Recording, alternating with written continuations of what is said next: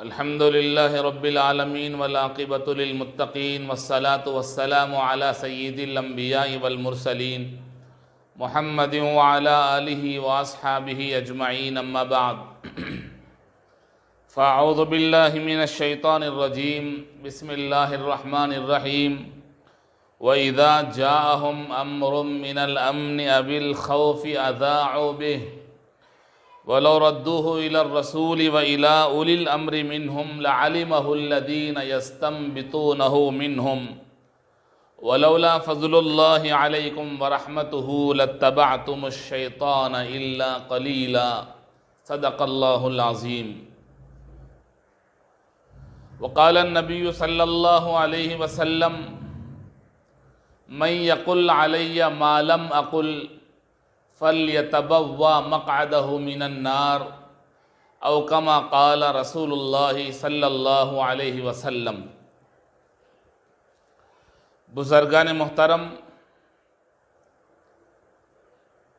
میں نے حضرت مولانا انظر شاہ کشمیری رحمۃ اللہ علیہ کی تقریر میں یہ بات سنی تھی. آپ نے فرمایا کہ خواب، سچے خواب نبوت کا 40واں حصہ ہوتے ہیں. اس کی تشریح کرتے ہوئے حضرت مولانا انظر شاہ کشمیری رحمۃ اللہ علیہ نے فرمایا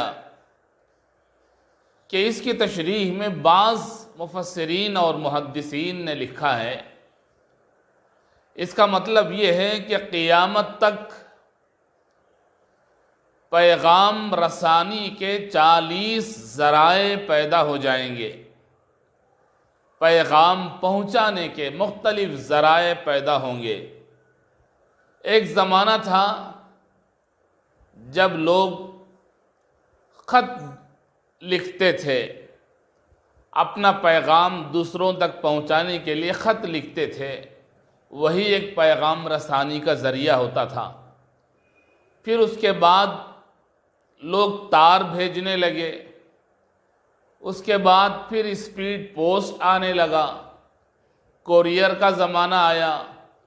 پھر چلتے چلتے ٹیلی فون کا زمانہ آیا، پھر ٹیلی ویژن آیا، اور اس کے بعد آج کے قریب کے زمانوں میں ایسے بے شمار ذرائع پیدا ہو گئے جہاں آدمی اپنے پیغام کو 1 سیکنڈ میں دوسرے تک پہنچا سکتا ہے. حضرت رحمت اللہ علیہ نے فرمایا کہ قیامت تک 40 ذرائع ایسے پیدا ہو جائیں گے جو پیغام رسانی کے لیے کام آئیں گے. یہی مطلب ہے اس کا کہ 40واں حصہ ہے کا مطلب یہ ہے کہ 40 ذرائع پیدا ہوں گے. ان میں سے ایک واٹس ایپ بھی ہے، فیس بک بھی ہے، اور بھی کئی ذرائع ہیں. قرآن مجید کی جو آیت میں نے پڑھی، مفسرین نے لکھا کہ یہ آیت منافقین کے بارے میں نازل ہوئی. آیت کا معنی کیا ہے؟ وَإِذَا جَاءَهُمْ أَمْرٌ مِّنَ الْأَمْنِ أَوِ الْخَوْفِ أَذَاعُوا بِهِ، اور جب ان کے پاس پہنچتی ہے کوئی خبر امن کی ہو یا ڈر کی تو وہ اس کو مشہور کر دیتے ہیں. وَلَوْ رَدُّوهُ إِلَى الرَّسُولِ، اگر وہ اس خبر کو پہنچاتے رسول تک، وَإِلَىٰ أُولِي الْأَمْرِ مِنْهُمْ، یا اپنے حاکموں تک، بڑے بڑے صحابہ تک، لَعَلِمَهُ الَّذِينَ يَسْتَنبِطُونَهُ مِنْهُمْ، تو وہ لوگ جو تحقیق کرنے والے ہیں اس بات کی بھی، اس خبر کی بھی تحقیق کر دیتے. وَلَوْلَا فَضْلُ اللَّهِ عَلَيْكُمْ وَرَحْمَتُهُ لَاتَّبَعْتُمُ الشَّيْطَانَ إِلَّا قَلِيلًا، اور اگر اللہ کا فضل تم پر نہ ہوتا اور اس کی مہربانی تم پر نہ ہوتی تو ضرور ضرور تم شیطان کے پیچھے ہو جاتے، مگر تھوڑے لوگ. یہ آیت کا ترجمہ ہے. آیت کا مطلب یہ ہے کہ کچھ لوگ ہیں جو کسی بھی خبر کے ملنے کے بعد اس کی سچی یا جھوٹی ہونے کی تحقیق تصدیق کیے بغیر پھیلا دیتے ہیں اور اس کو دوسروں تک پہنچا دیتے ہیں۔ دراصل یہ آیت نازل ہوئی اس وقت جب مدینہ پاک میں ایک واقعہ پیش آ گیا۔ حضرت عمر رضی اللہ تعالیٰ عنہ کے مبارک کانوں تک یہ خبر پہنچی کہ اللہ کے نبی صلی اللہ علیہ وسلم نے اپنی بیویوں کو طلاق دے دی ہے۔ حضرت عمر رضی اللہ تعالیٰ عنہ اپنے گھر سے مسجد کی طرف آئے اور جب مسجد نبوی کے دروازے پر پہنچے تو وہاں بھی لوگوں کو یہی کہتے ہوئے پایا کہ یہ خبر پہنچی ہے کہ اللہ کے نبی نے بیویوں کو طلاق دے دی ہے۔ چنانچہ حضرت عمر رضی اللہ تعالیٰ عنہ نے رسول پاک صلی اللہ علیہ وسلم کی خدمت میں حاضری دی اور خود اللہ کے نبی سے پوچھا کہ اے پیارے نبی، کیا آپ نے بیویوں کو طلاق دی ہے؟ رسول اللہ صلی اللہ علیہ وسلم نے فرمایا نہیں۔ حضرت عمر رضی اللہ تعالیٰ عنہ فرماتے ہیں کہ یہ تحقیق کرنے کے بعد میں مسجد کی طرف واپس آیا اور دروازے پر کھڑے ہو کر یہ اعلان کیا کہ رسول اللہ صلی اللہ علیہ وسلم نے اپنی بیویوں کو طلاق نہیں دی، اور جو لوگ یہ کہہ رہے ہیں وہ غلط ہیں، یہ خبر غلط ہے۔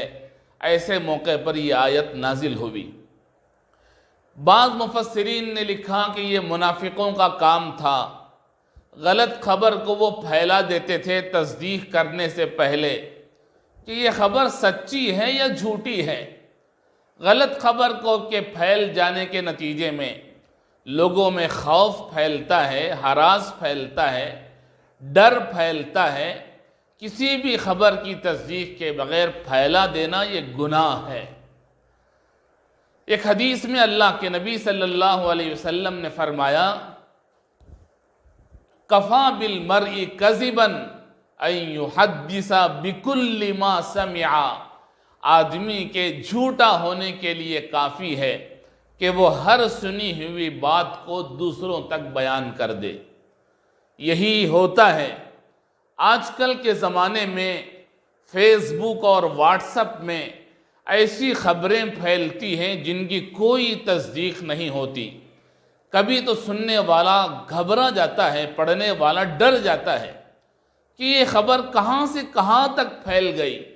اللہ کے نبی صلی اللہ علیہ وسلم نے فرمایا کہ بات کی تصدیق کیے بغیر، خبر کی تصدیق کیے بغیر بات کو پھیلا دینا، بات کو سنا دینا، دوسروں تک پہنچا دینا، یہ پہنچانے والے، پھیلانے والے کے جھوٹا ہونے کے لیے کافی ہے۔ ایک اور حدیث میں اللہ کے نبی صلی اللہ علیہ وسلم نے فرمایا، من حدث بحدیث وهو يرى انه كذب فهو احد الكاذبین، کہ یعنی جو آدمی ایسی بات بیان کر دے جس کے بارے میں وہ جانتا ہے کہ یہ جھوٹی ہے، تو وہ شخص بھی جھوٹوں میں سے ایک جھوٹا ہے۔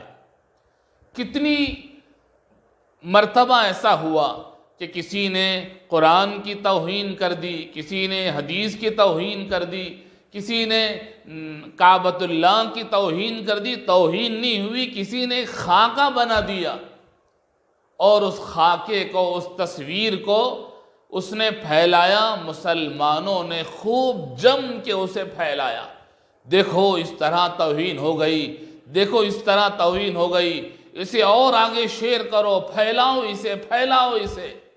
حالانکہ وہ جھوٹ ہے، کسی نے وہ کام نہیں کیا تھا، ایک دشمن نے وہ تصویر بنائی، پھیلانے کا کام مسلمانوں نے کیا۔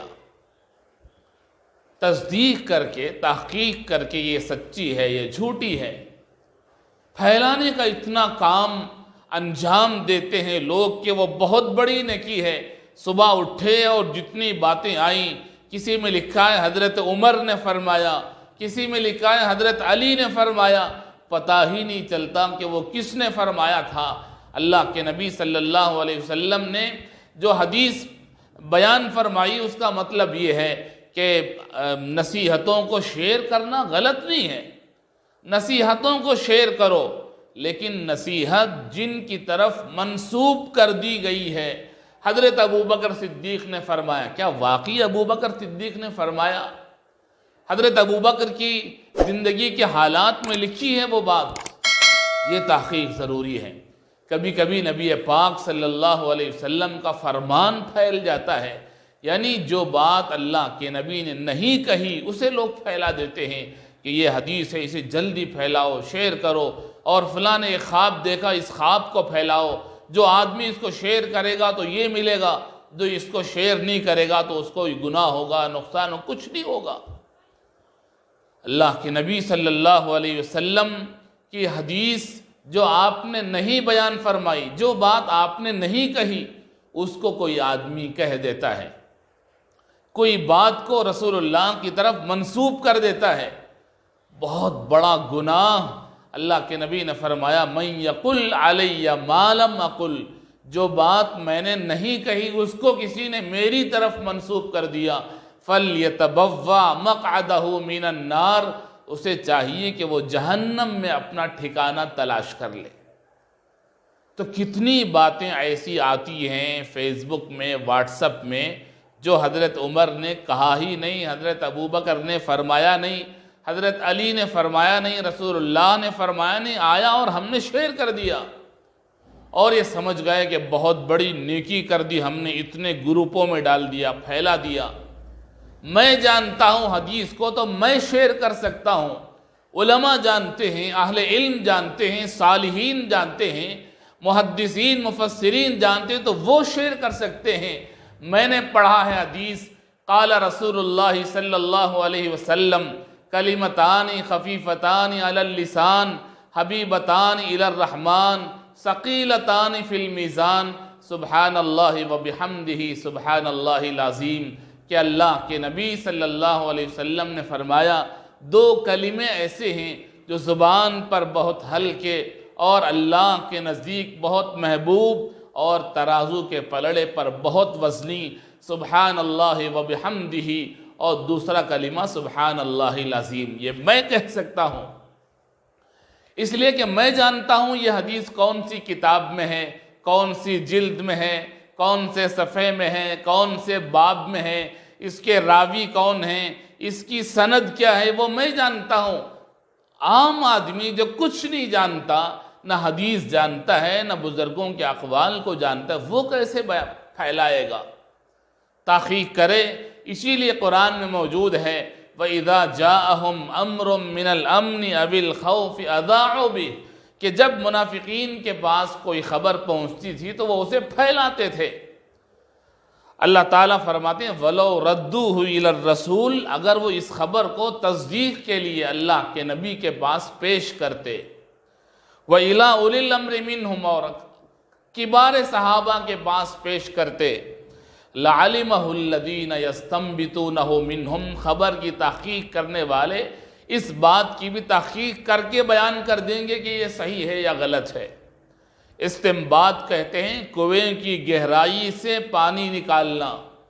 یہاں مطلب یہ ہے کہ اس بات کی گہرائی تک پہنچ کر یہ بات صحیح ہے کیا، اس بات کو حضرت عمر نے بیان کیا ہے کیا، حضرت ابو بکر نے بیان کیا ہے کیا، اللہ کے نبی نے فرمایا ہے کیا، حدیثیں ایسے ہی پھیلا دی۔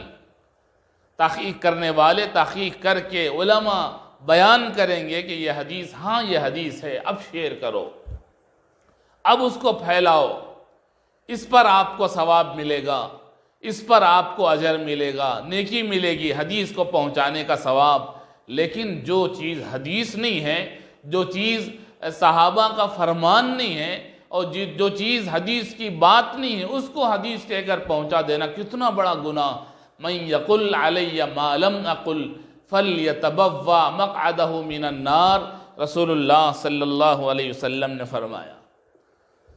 تو بزرگوں، اس موقع پر ان دنوں میں کسی کے انتقال کی خبر ان کے انتقال سے پہلے ہی پھیل جاتی ہے، کسی کے بیمار ہونے کی خبر پھیلتی رہتی ہے، لوگ شیئر کرتے رہتے ہیں، حالانکہ وہ بیمار صحت مند ہو کر ہسپتال سے ڈسچارج ہو گیا، گھر میں آ گیا، لیکن وہ خبر پھیل رہی ہے۔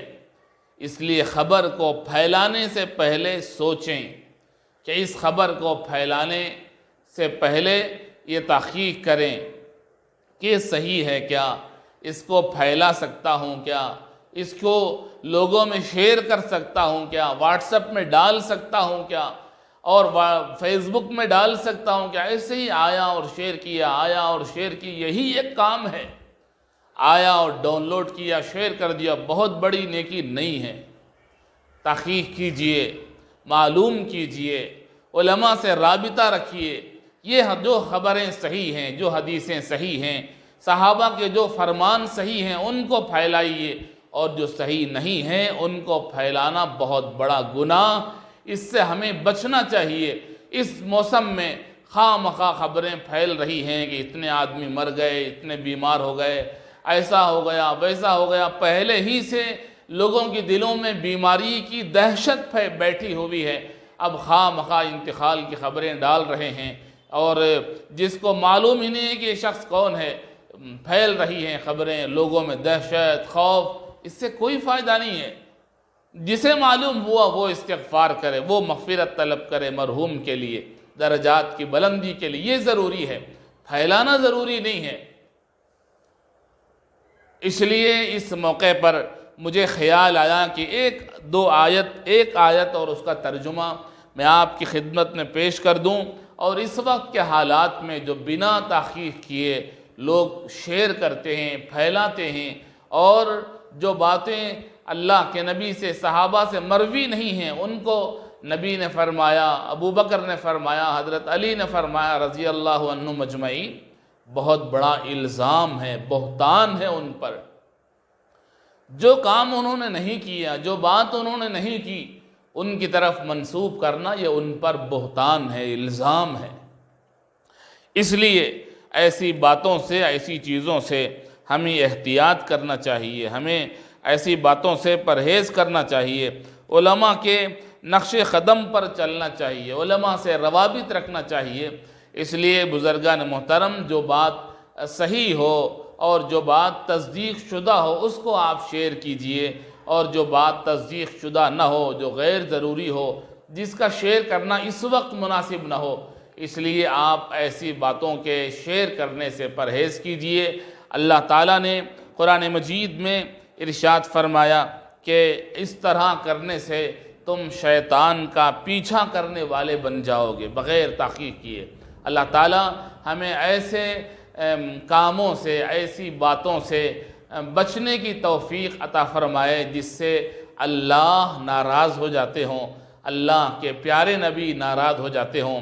رمضان المبارک کے اس مبارک موقع پر آپ تمام حضرات سے، سامعین سے گزارش ہے کہ وہ بیماروں کی صحت کے لیے اپنی ہر دعا میں یاد رکھیں کہ اللہ تعالی تمام بیماروں کو، عالم اسلام کے مسلمانوں کو صحت عطا فرمائے، تندرستی عطا فرمائے، اور اس بیماری کا جو خوف و ہراس پھیلا ہوا ہے، دہشت پھیلی ہوئی ہے، اس دہشت سے ہم کو نکالے اور چین اور سکون اور عافیت نصیب فرمائے۔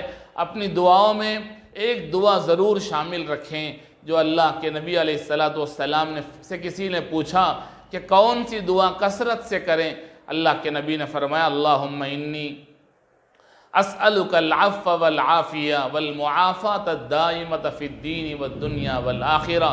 یہ دعا عافیت کی ہے، دعا پڑھتے رہیں، اللہ تعالیٰ سب کے ساتھ آسانی کا معاملہ فرمائے۔ وآخر دعوانا ان الحمد للہ رب العالمین۔